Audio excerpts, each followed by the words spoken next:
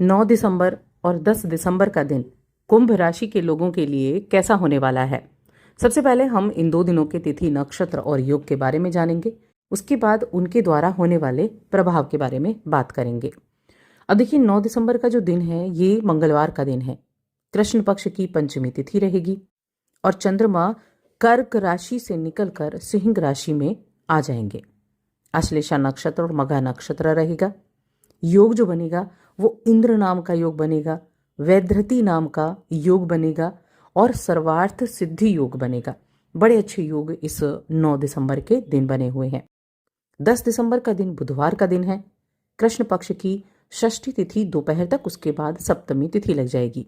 चंद्रमा सिंह राशि में मघा नक्षत्र में और वैधृति नाम का योग, विश्वम नाम का योग भी बनेगा। इसके अलावा रवि नाम का योग भी बनने वाला है। ये हो गई हमारी इन 2 दिनों की ग्रहों की स्थिति। अब जानेंगे इनके प्रभाव के बारे में। तो आगे बढ़ने से पहले छोटा सा निवेदन है, चैनल पर पहली बार आए हैं, अभी तक चैनल को सब्सक्राइब नहीं किया है तो ज़रूर कर लें। तो चलिए अब राशिफल की बात कर लेते हैं। अब देखिए, यहाँ मैं बात करूंगी 9 दिसंबर और 10 दिसंबर दोनों ही दिनों के एक साथ राशिफल के बारे में। तो सबसे पहले हेल्थ की बात कर लेते हैं। अब चंद्रमा देखिए आपके सप्तम भाव में है और सप्तम भाव में राहु विराजमान है। तो कहीं ना कहीं जब भी चंद्रमा राहु के साथ होते हैं, क्योंकि पापी ग्रह के साथ होने से चंद्रमा पीड़ित होते हैं। अब सप्तम में है, ऊपर से केतु की दृष्टि भी है, तो हेल्थ का थोड़ा सा ध्यान रखना है। कमर दर्द वगैरह की थोड़ी सी परेशानी देखने को मिल सकती है, तो इसीलिए आपको थोड़ा सा रेस्ट करते हुए चलना होगा। नज़रअंदाज ना करें किसी भी चीज़ को। देखिए, छोटी चीज़ें हैं उनको भी नज़रअंदाज ना करें, कोशिश करें कि वो समय रहते ठीक हो जाएं। इसलिए रेस्ट बहुत आवश्यक है। बाकी चीज़ें, करियर हो गया आपका, आपकी नौकरी हो गई, आपका व्यापार होगा, इन चीज़ों के बारे में अगर देखा जाए तो अगर आप कोई ऐसा कोर्स कर रहे हैं जो आपकी जॉब के लिए एप्लीकेबल है, आप यानी आप MBA कर रहे हैं, आप कोई मास्टर्स कर रहे हैं, इस तरह की चीज़ें आप कर रहे हैं, तो मैं कहूँगी आपके लिए कुछ प्रगति के बहुत अच्छे रास्ते दिखाई दे रहे हैं। कुछ अच्छे प्रोजेक्ट पर आप जुड़ सकते हैं और आप अपने इस स्टडी के क्षेत्र में प्रगति का आधार अपने आप को दे पाएंगे। बाकी दिनों की तुलना में ये दिन, दोनों दिन आपके लिए काफ़ी लाभप्रद रहने वाले हैं। तो इसीलिए इन दिनों का लाभ, इन दिनों का फ़ायदा आपको उठाना चाहिए। देखिए, आप बहुत मेहनत कर रहे हैं और आपके लिए ये मेहनत आपके लिए कारगर भी होगी। कुछ कामकाज से जुड़े हुए निर्णय भी लेने पड़ सकते हैं और बहुत अधिक काम करने से आपको थोड़ी थकान भी महसूस हो सकती है। ज़्यादा काम करने से थोड़ा आपकी सेहत पर प्रभाव जरूर पड़ेगा। तो सेहत का, मैंने सबसे पहले बोला, सेहत का थोड़ा सा ध्यान रखते हुए आपको चलना होगा। इसके अलावा हम बिजनेस करने वाले जातकों की कहें तो उनके लिए काफ़ी बेहतरीन दिन है। आज कुछ खर्चे का योग है, कुछ चीज़ों पर आपका खर्चा हो सकता है। एक अच्छा बजट प्लान करने की आवश्यकता है। अच्छे बजट के साथ काम करेंगे तो पैसों की बचत भी कर पाएंगे और कई तरह की परेशानियां भी दूर हो जाएंगी। आपके पारिवारिक उत्तरदायित्व में वृद्धि होगी, जो आपको किसी तरह के तनाव से बाहर निकालने में भी साबित होगी। यानी कि उत्तरदायित्व बेशक बढ़े, लेकिन उन उत्तरदायित्व को, उन कामों को आप पूरे दिल से करने वाले हैं। इस समय किसी भी तरह के, आप अगर दूसरे, देखिए, अगर आप आउट ऑफ कंट्री रहते हैं, अपने घर से बहुत दूर रहते हैं, तो बहुत अच्छे संपर्क आप अपने बिजनेस के मामले में बना सकते हैं। तो ये आपके लिए काफ़ी बेहतरीन समय रहेगा, अच्छे रिजल्ट प्राप्त करने के लिए भी रहेगा। घर के छोटों के साथ किसी तरह के शॉपिंग वगैरह करने जा सकते हैं, उनके साथ बहुत अच्छा वक्त आपका बीतेगा।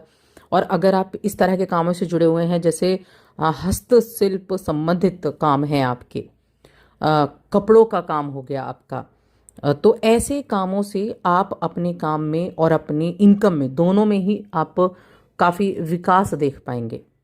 देखिए, हाथ से बनी चीज़ों में इस समय आपको उछाल देखने को मिलेगा।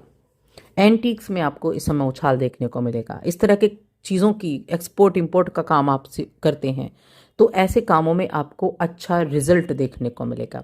बस इस बात का ध्यान रखना है कि आप अपने इस काम का प्रचार प्रसार अच्छे तरीके से करें, जिससे आपको अधिक मुनाफा पहुंच सके। आप इन चीज़ों को अच्छे से लोगों तक पहुंचाने का काम करें। ऐसी चीज़ों, ऐसी टेक्निक्स को आप इस्तेमाल करें जो आप ज़्यादा से ज़्यादा लोगों तक पहुंचा पाएं।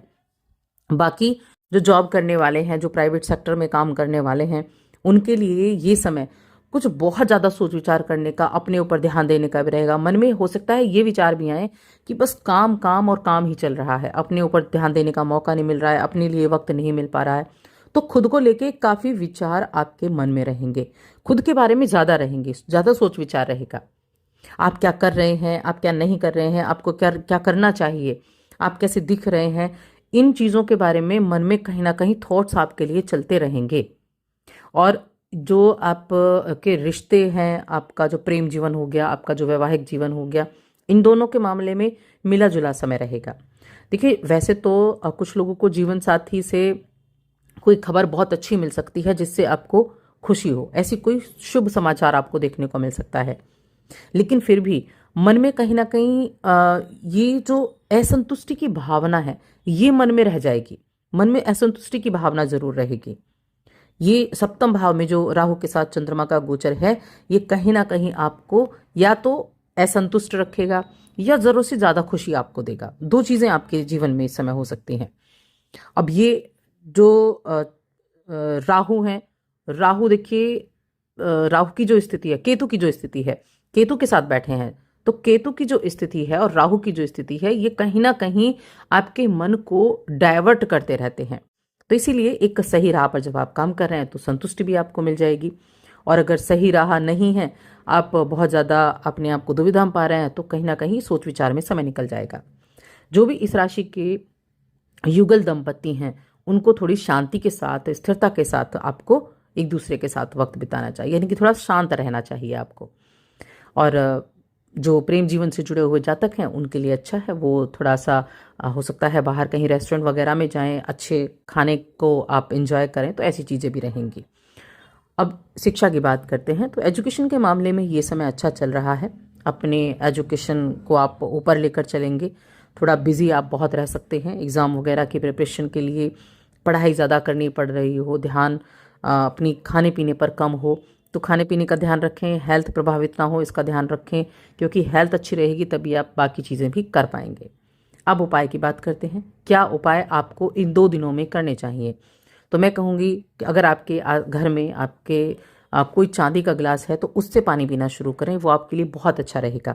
ये आप रेगुलर बेसिस पर कर सकते हैं, ये आपके लिए बहुत अच्छा रहेगा। वैसे आप भगवान शिव की आराधना कर सकते हैं। तो बस आज की इस वीडियो में इतना ही।